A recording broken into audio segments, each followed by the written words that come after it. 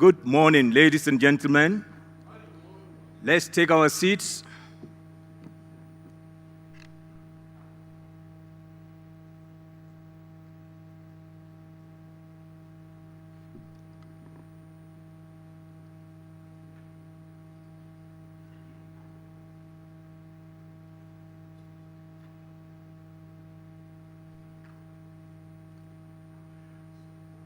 Thank you very much, everybody, for attending the 13th Aviation Stakeholders Convention. We're moving on to now the main business of the convention, which is being held under the theme Sustainability, Collaborate, Innovate. Three very powerful terms, but which are very evasive, particularly in African aviation. Ladies and gentlemen, we will begin our discussions with what the organizers term an executive punchline. We're going to have some executives up the podium, and I will take them through a couple of questions, largely bordering on sustainability, collaboration, and innovation in the African aviation space, so that we get an indication of where we are and where we are headed. To start off, ladies and gentlemen, it's my pleasure to invite for the executive punch session up to the podium Mr. Aaron Munetsi, who is the Chief Executive Officer of the Airlines Association of Southern Africa. Shall we welcome him with a round of applause?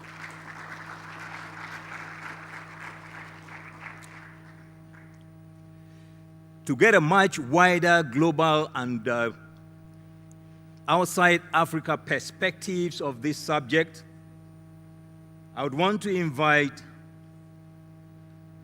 Mr. Steve Pohlman, who is the chairman of TIACA, and TIACA is the International Air Cargo Association. Welcome, Steve. Thank you. But we cannot complete a session like this without bringing on board our continental organization. So I invite Mr. Eric Ntenkangiriwa from the African Union Commission to join us on the podium. Ladies and gentlemen, let's welcome him too. Thank you. Thank you very much.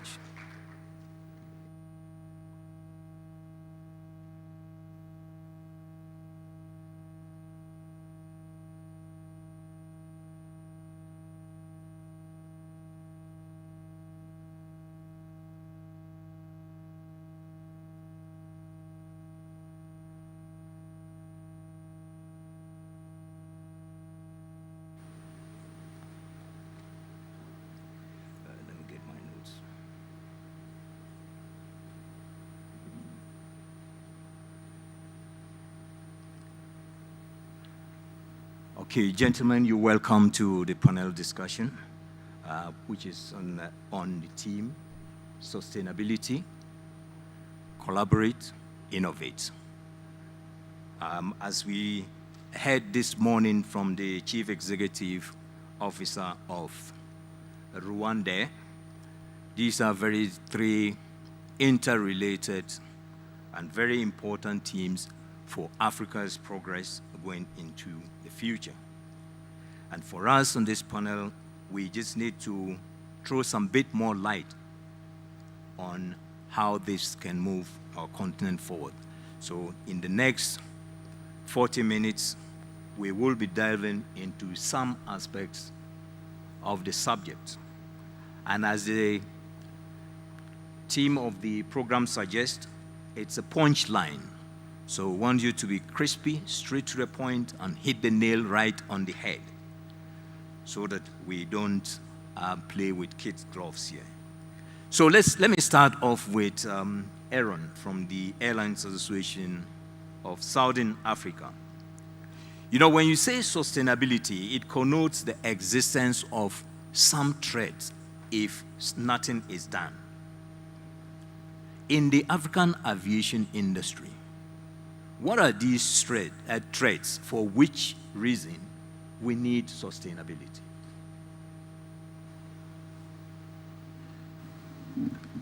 Thank you, Raphael. I think first and foremost, the biggest threat that we have as African aviation is ourselves.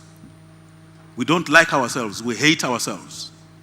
We are forever taking things that come from everywhere else except African-born solutions. That's number one, the biggest threat we have. The moment we start realizing that we as Africans have the solutions and the wherewithal to do what we need to do to resolve our issues, the threat is gone. That's the first threat. The second threat is we are fast asleep. We have 20% of the world's population. 1 in 5 people on this planet is an African. And yet, our global throughput for aviation is only 2%. What a shame. We can't even call ourselves aviators when everybody else is coming home to take and eat our own lunch right under our own nose. Threat number 2, we are fast asleep. The third thing that we need to do as Africans to make sure that we do away with these threats is to look at ourselves, a population of 1.4 billion, 65% under the age of 35. We must look at our youth. Look in this room. How many people in this room are under the age of 35? That's where our problem is. Because we always talk about these things and we don't do anything about it. We need to bring the youth with us so that they can actually start taking over. That is our responsibility as African aviation leaders. Threat number 4, Raphael, is we take a lot of things that are said elsewhere and try and bring them home and mollycoddle them so that we are seen as we are looking good and we're feeling good. We talk about sustainability, for example, sustainable aviation fuel. We don't even have Jet A1, and yet we are talking about sustainable aviation fuel because the big guys somewhere in Boston in 2024 said we are going to do all these things, and yet we on the African continent are still discovering fossil fuel here. We can't be talking about sustainable aviation fuel when we don't even have Jet A1 to be able to supply the current structure that we need for our airlines to start flying. Raphael, I'll stop there, otherwise I'll carry on. These guys will have nothing to talk about. I think, thank you. This is a punchline indeed. Ladies and gentlemen, you were in for a real exciting discussion this morning. So Eric, I come to you now. He's talked about some of the matters that borders on the need for us to be sustainable. Starting with the fact that it is us, we are the problem. Now, as the African Union Commission, how can we begin to get ourselves out of being the problem to being a solution to our own issues?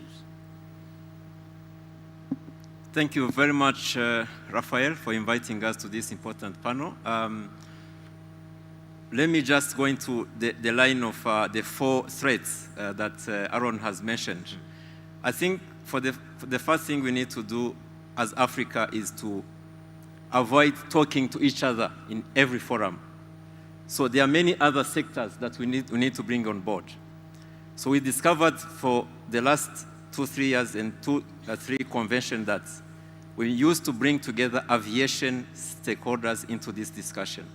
But now, through the single African air transport market, we have brought in tourism sectors, we have brought in trade, we have brought in financial sectors to be able to tackle these challenges.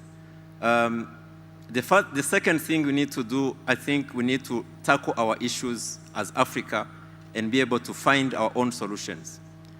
So talking of sustainability in particular, we've seen that, yes, we might not achieve the targets, the global targets that we are looking at, but we've seen small and medium enterprises, for example, in Africa, starting to build on, designing, producing feedstock, which are necessary for sustainable aviation fuel.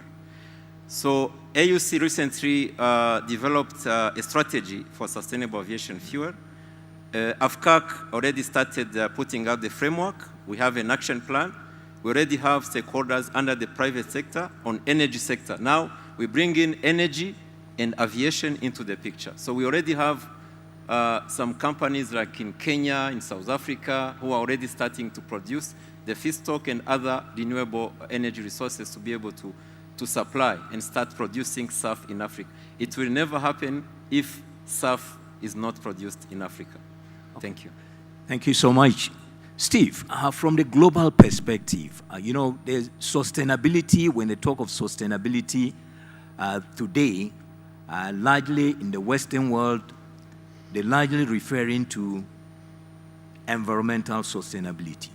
Now, whereas for us in Africa, first, economic sustainability is critical. Then also our social sustainability is very important. Like Aaron says, we have a very youthful population who are looking for opportunities which are not there. Now, what do you think? Where should Africa focus in its sustainability drive? Thank you. And I thought I was really well prepared, but I'm still recovering a bit from the very engaged and passionate speech from my colleague on the right. Let me first thank you very much for the invite. As TIACA, we are really, really pleased the collaboration we have with AFRAA. And I also would like to thank all the people from Rwanda for the great hospitality and the amazing experience from the first moment the aircraft touched ground. I had a call with the family yesterday, and I've decided, but they agree what our next family holiday will be. So we look forward to come back, and thanks for that. I agree with all the threats, but threats are part of life. Can you give me any environment, any business where there is no threats? That just means that you are not seeing them. You're naming them. I think that's half of the work. So solve it. It's not that you don't know the challenges and the threats. And I think it's a matter of facing them. And yes, for me, sustainability is a difficult topic because, and I'll have a presentation on it tomorrow. For me, sustainability is not environmental. Sustainability is much wider. If we look at the description from the United Nations, basically sustainability is how can we leave this place for the next generation that also they have their chances and opportunities to get a better life. That's basically it. So if we look at sustainability, it's people, planet, profit. And they all go hand in hand. If you ask me what should you focus on, well, if there is no profit, you can also not invest in environmental. So don't choose. I really believe that if we do the right thing and we build a solid business, we make profit, we can invest in societies, we can invest in developing places, and it goes hand in hand. It's not a choice. Economical sustainability, environmental sustainability are only two elements of the three pillars: people, planet, profit.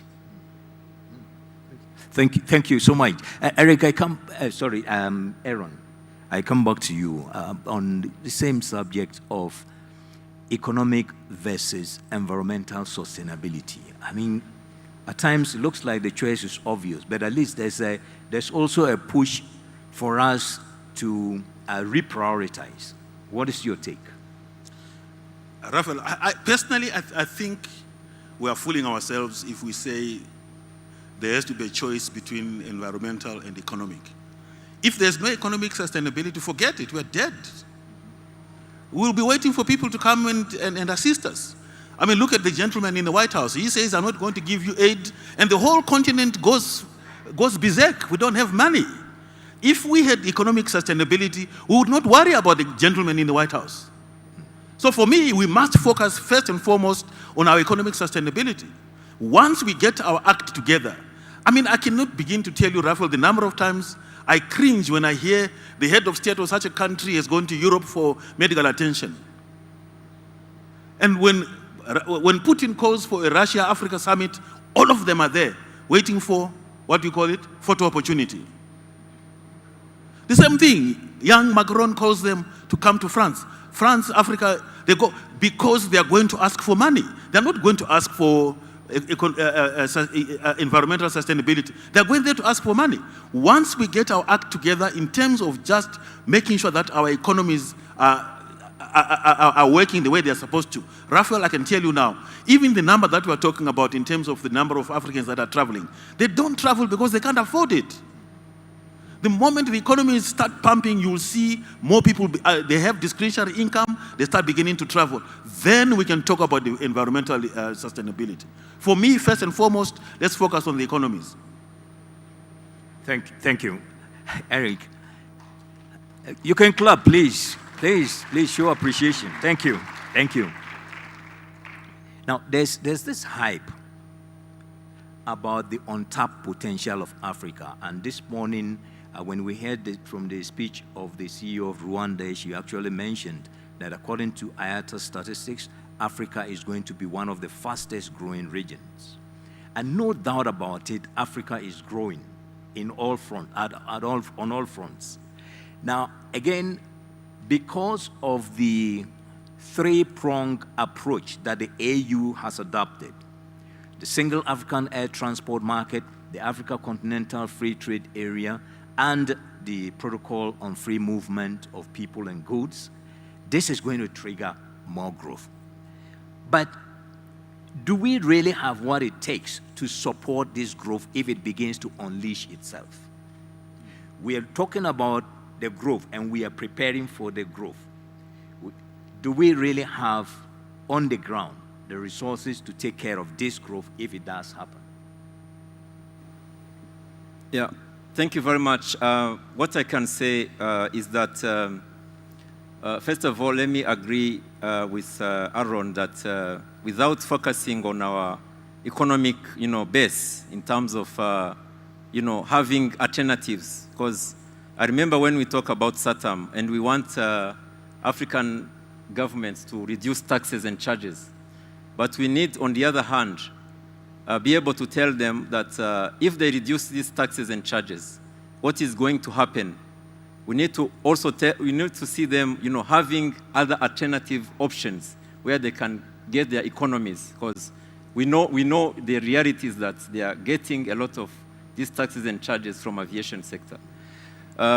So the question is, are we ready? Do we have this, the strength and the capacity? For me, I can say, yes, countries, not all the 55 member states of the AU, but we already have champions and countries which have the enabling environment to be able to support not only the intra-Africa connectivity, but also to embrace the other continental programs like FCFTA, free movement of people and persons.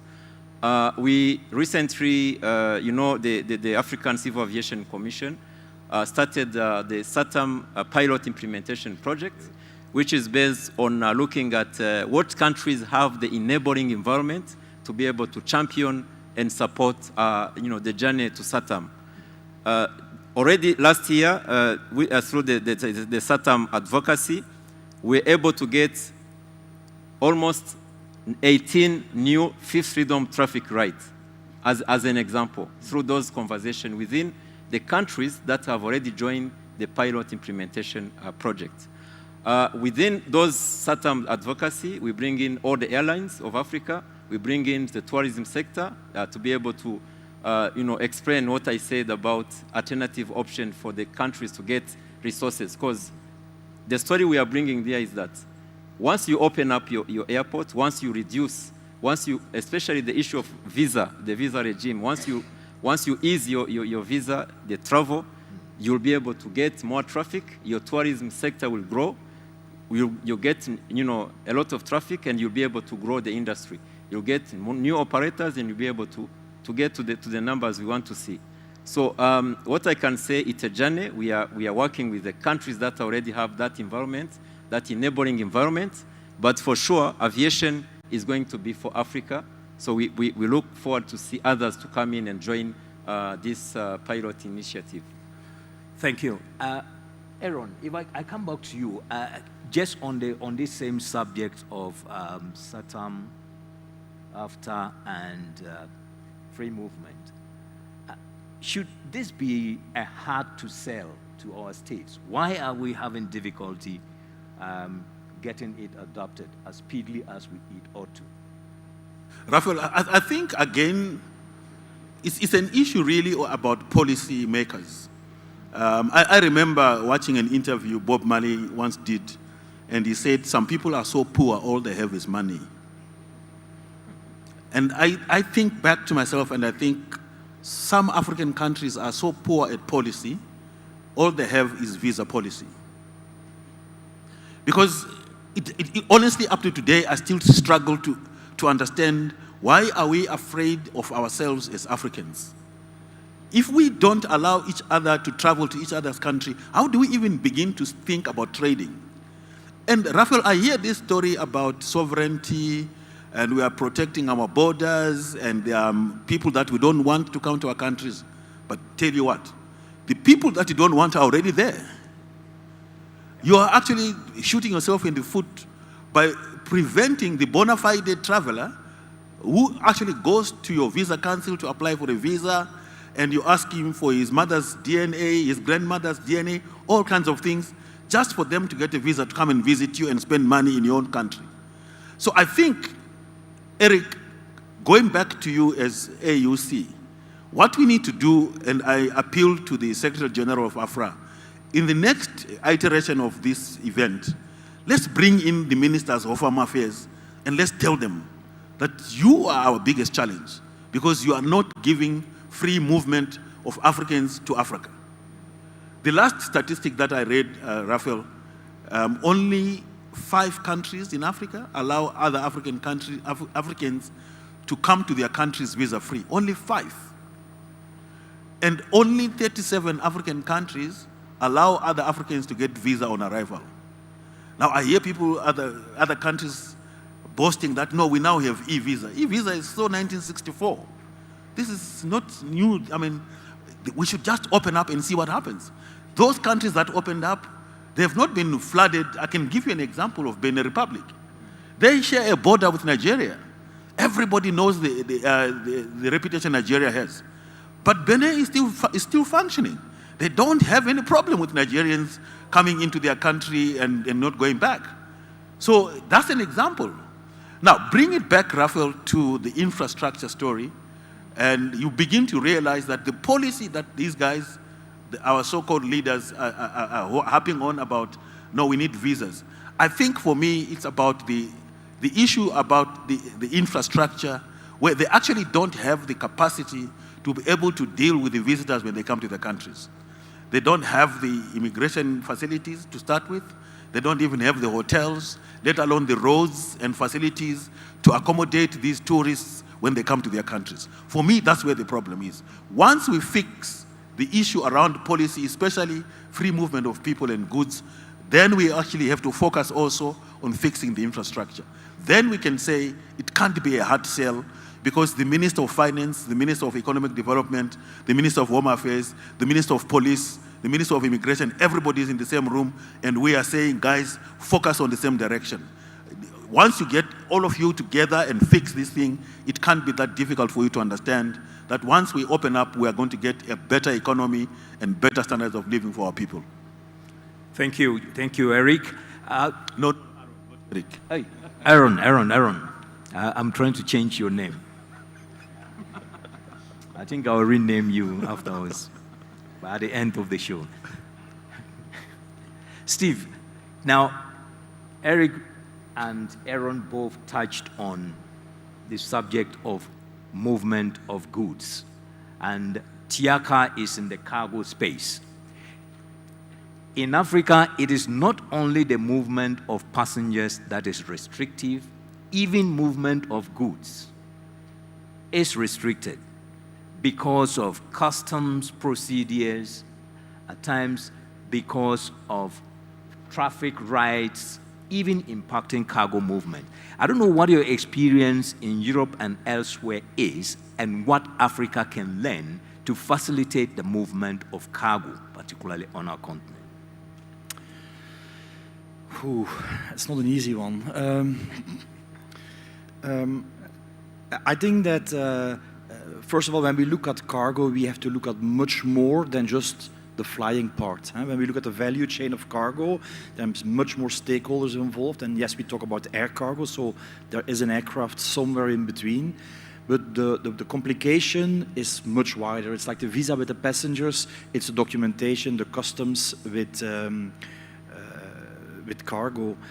What we have seen and what I really like, and we see that in Europe, but we've also seen it in Asia, that authorities are looking different when it comes to bilaterals, traffic rights, when it comes to cargo aircraft, cargo movement, rather than passengers.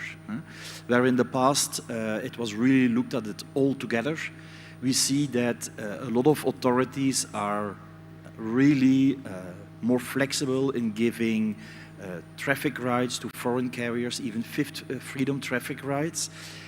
And as an impact, you immediately see an enormous boost in trade, connectivity, in volumes, basically benefiting everybody.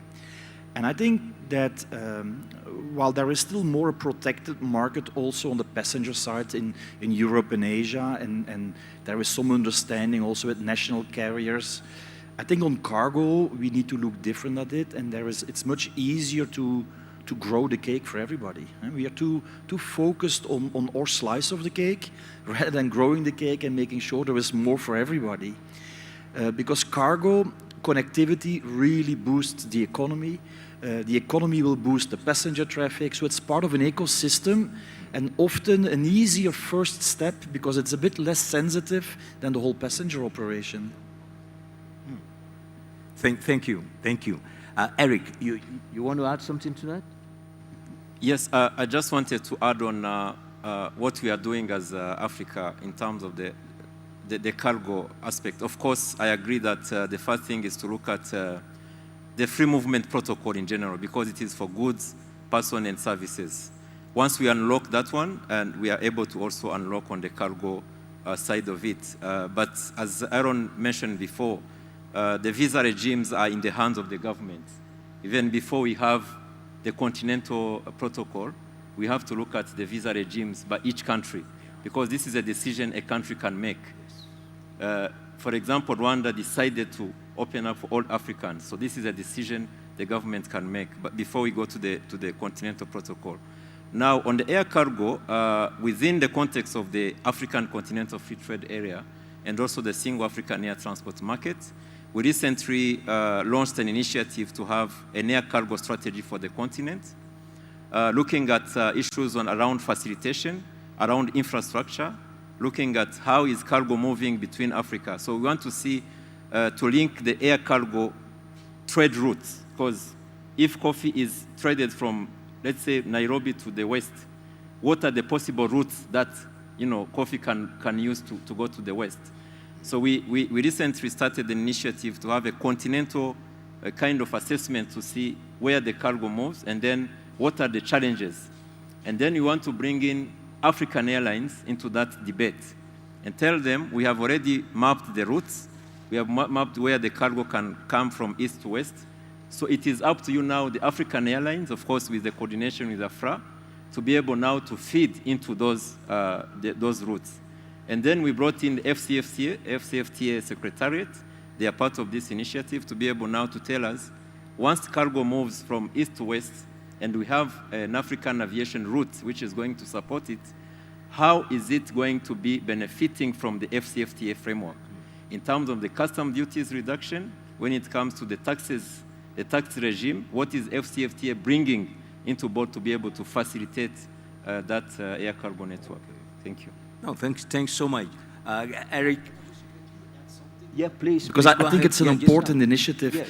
But I think we should not underestimate, and I've had this experience often, that there is no cargo on 2 trade lanes until you have a flight, and then suddenly there is cargo. I think there is a kind of a stimulus factor that even if there is no cargo flows, but you start creating opportunities and capacity, suddenly cargo is there, and you create business opportunities, new business opportunities that were non-existing. And I think that's a very important element that we should also factor in. Thank you. Aaron, I come back to you, and now on collaboration. all regions of the world, we see very strong collaborations along the aviation value chain, and particularly among operators. It does not seem to be the case in Africa.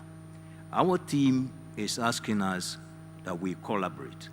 What are the few things that we can look at beyond this conference that can begin to bring the African aviation stakeholders together? Okay, so maybe I'll ask a question. How many African airline CEOs are in this room? There are a number of them. How many? 1, 2, 3, 4, 5, 6, 7. I can see about 7 hands. Let's say 8, 10. Let's say 10. 8, 9. Let's say 10. Rafael, let's say 10. Okay. How many members does AFRAA have? 54. AFRAA? Yes. It's got 54 airline members. Airlines, yes. So out of 54 airline members, 10 are here. Can't you see that's where the problem is? Because if this is an AFRAA event that is meant for African airlines, and they are not here, do you think the government or the minister is going to support them?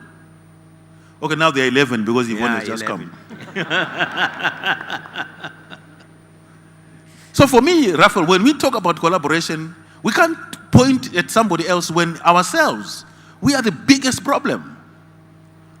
I have seen African airline CEOs go to their ministers and say, no, don't sign for SATAM, because if you sign for SATAM, it means we are going to have competition. We are going to die. You are dead anyway.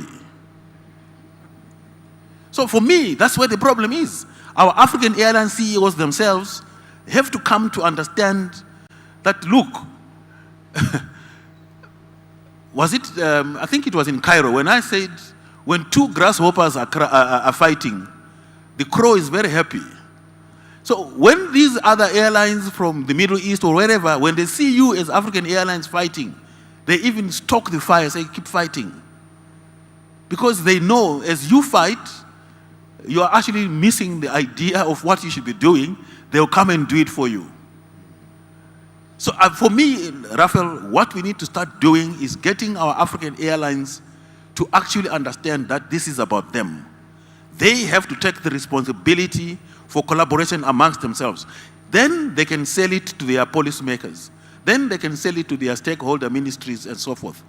But if they go there just on their own, I can tell you now, even their stakeholders are not going to believe them, because it is very, very obvious that when you see how a small airline is competing against the big guys, it's like Mike Tyson and I don't know, fighting Lionel Messi. It's not going to happen.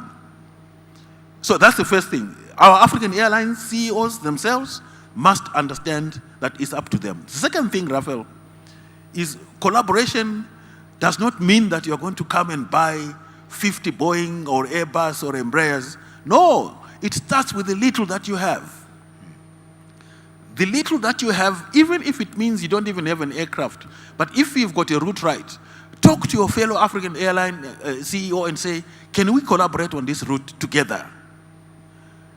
Because once you start doing that, the benefits, the gains become tangible for you to be able to sell your proposal or proposition to your stakeholders.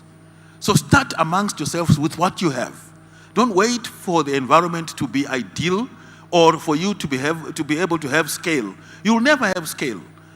Some of the airlines have got 3 aircraft, some of them have got 50 aircraft, some of them don't even have the aircraft. So you can see how difficult it is for us to start thinking about collaborating at that big level. But everybody has got some basics. They've got traffic rights that they can actually start collaborating.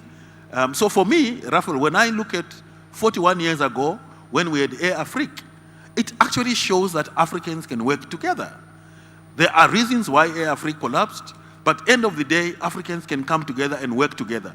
Why don't we just take that template and say, the little things that we can do together, let's start there.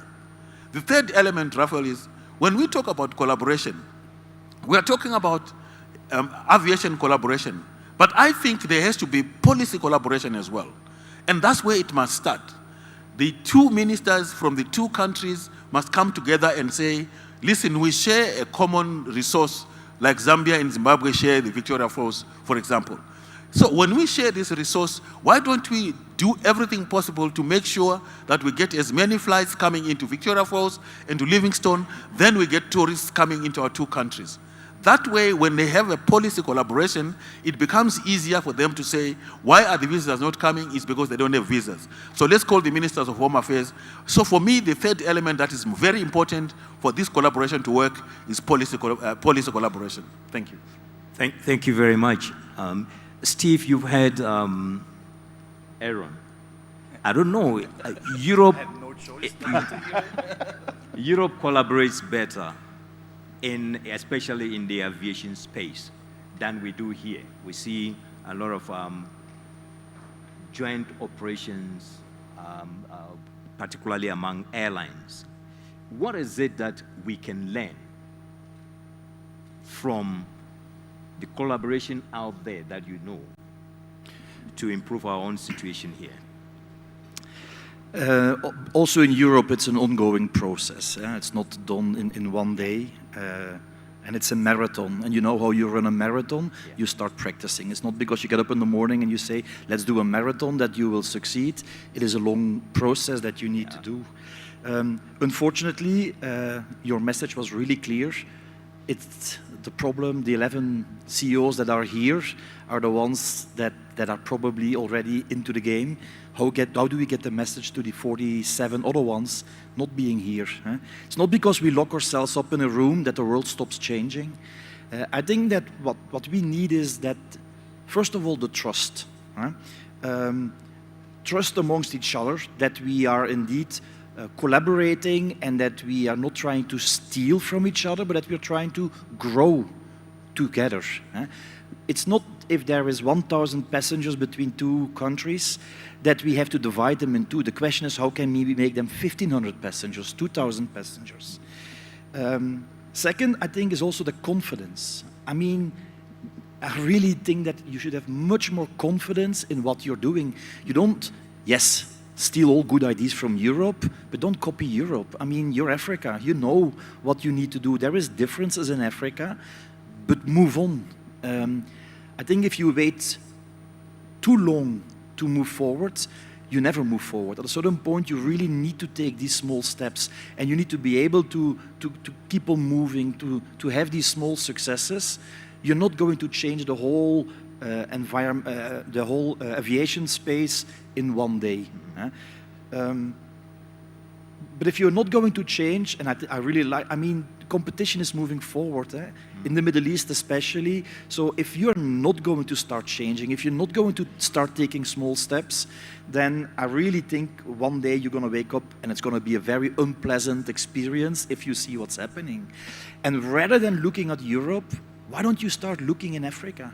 If you see how many good examples there are in Africa and how that, like I said earlier, my experience arriving in Kigali a few days ago, and everything around it for me is enough to say to my family, let's go back. And we're gonna go with the whole family. I mean, that's how you boost trade. Why is it so easy without visa, good experience at the airport? There are so many good examples in Africa, so I would really use them first, because it shows how easy it is within your neighbors rather than in Europe. And at the same time, have that long-term vision and that long-term plan, but start moving forward, small steps. Thank you. Eric, on regulatory and policy aspects of the collaboration, the continent is looking up to the AU, and I know there are a lot of initiatives at the AU level. For us in the aviation sector, we want to work together. Now, but there are certain bottlenecks in some cases. How can the African Union open doors, bridge gaps, so that aviation becomes a one unified body supporting the development of the continent? Yeah, thank you very much, Raphael. Once again, maybe let me just touch a bit on the collaboration. because even on the regulatory aspects, I think without collaboration, we will not achieve anything. So on the collaboration aspect, I think we already have something we can build on. We already have various initiatives by AFRAA. One of them is the AFRAA Lab, which brought together the airlines. I remember when we did a capacity building on SATAM, I think it was last year, we got almost all AFRAA airlines, member airlines represented into that. So it was in Nairobi. So we had a lot of discussion in terms of the collaboration, how can we bring in the other sectors. As I said, we cannot talk to each other as aviation. We need to bring the others. And then touching on the policy harmonization and collaboration that Aaron mentioned, I think Arias talked about the clustering of the SATAM states. The idea behind the clustering is actually to bring together those countries which have common environment in terms of supporting aviation. 2-3 countries coming together. We have 2 ministers, one of the aviation and the minister in charge of trade and another. We even had a case where we got 4 ministers sitting in one room. So I think that is a policy conversation that Aaron was talking about. And I'm happy that AFCAC initiated this clustering of states, and we want to see some results. We already saw the results last year, but we want to see more coming in this year. And then on AFRAA Lab, again, it touches as well the regulatory aspects. So we need to bring in, because we saw the regulatory aspects are done by the civil aviation authorities. We have AFCAC committees that are looking at the various regulatory instruments of YD and SATAM. One of them is consumer protection regulations, where they are looking at how can they domesticate the regulation, because these are instruments that were already adopted at the SATAM launching in 2018. We have also the competition regulations. So through the SATAM committees, spearheaded and coordinated by AFCAC, we can also urge strengthening the AFRAA Lab. But most recently, we also had aspects on infrastructure when we developed a gap analysis for the continent, in collaboration with ICAO. We have regional safety organization, part of it. We have the REX. We have the airlines as well, part of it, supporting this initiative. We want to see a seamless airspace kind of architecture for the continent, which has never been talked about, because you cannot just have connectivity without infrastructure, both on ground and on air. So that initiative, which brought together all the countries, we already have all the 55 countries part of it. So I think we already have those frameworks that we can use to support the regulatory aspect, but also the collaboration aspect. Thank you. Our time is almost up, but before I let you go, we just need to touch briefly on innovation. Look, even what we are copying, we are not copying properly. So innovate. What is there to innovate is my question. Starting with Aaron. I think there's a lot to innovate, Raphael. First and foremost, we just have to innovate the way we do things. We just start by reviewing and revising the way we do things.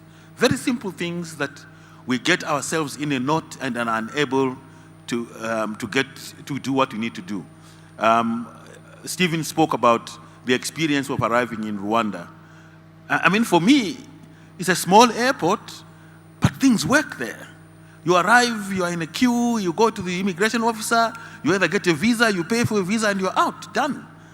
But in other countries, my goodness me, you must fill in a form, then you must do the fingers, then you must do the thumbs, and we're getting ourselves in a knot for nothing. So I think first and foremost, let's innovate the way we do things and just do things well. Be efficient and effective in what we do, number one. Number two, I think let's also innovate about how we think about the future. We can't think about the future by saying we want to be like Europe or we want to be like the Middle East. That's not going to save us, because we are not Europe, we are not the Middle East. Let's just be innovative by saying, as Africa, this is what we want to do. And we start where we are, even if it starts with 2 countries. I can give you an example of Botswana, Zambia, Zimbabwe, and I think Zambia. They've got the Kazungola border post. It's unique. It's a place where 4 countries meet at one border post. and they've come up with what they call the CASA environment. So for me, that's just an example of innovation. So once you get one visa from one country, you can go into the other countries. Simple things like that. And again, Raphael, I also want to say, let's be innovative about how we write or we talk about ourselves. We are our worst enemies because we don't talk good things about ourselves. We are doing a lot of good things here on the continent.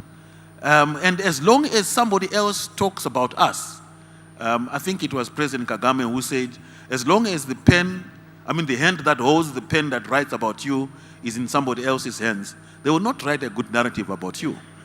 Let's take that pen and write ourselves about ourselves, because we have a good story to tell. Even if it is just small steps, at least let's start by being innovative and creative in terms of how we write about ourselves. When Stephen spoke about bringing his family, I hope the young ones that are here have been able to either, it's no longer tweet, what is it called? X. Put it on X and say the chairperson of TIACA, because of the positive environment, is now coming to Africa. And suddenly you get traction. That's how it works.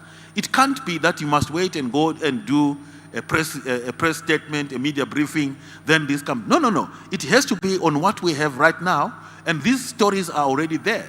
So let's be innovative about how we write and talk about ourselves in a positive manner. Thank you very much. Steve? I think the young people are going to use TikTok and Instagram rather than X, so I'll put it on X myself, and then they can put it on TikTok and Instagram. Look, innovate is a buzzword, and I think it is nice.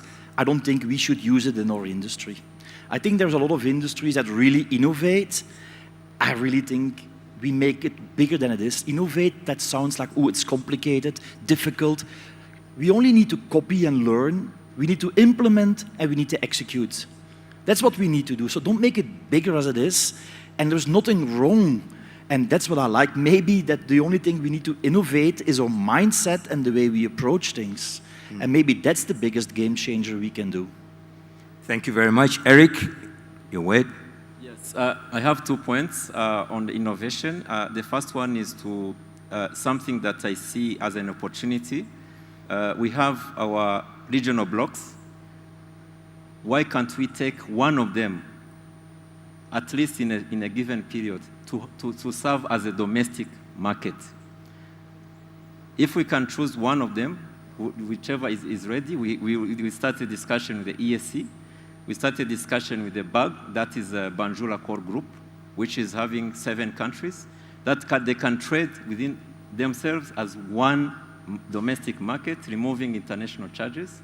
So if we can achieve that one in the next 1 or 2 years, then we can serve it as a model to the others. The second one is something I thought that the tourism attractions within Africa are enormous. Why can't we bring the tourism industry and aviation together to discuss and see how can we benefit and push SATAM and FCFTA both on aviation sector and tourism sector? Thank you. Thank you very much. Ladies and gentlemen, this is all that we have time for. And to sum up, we're saying sustainability is important, sustainability is necessary.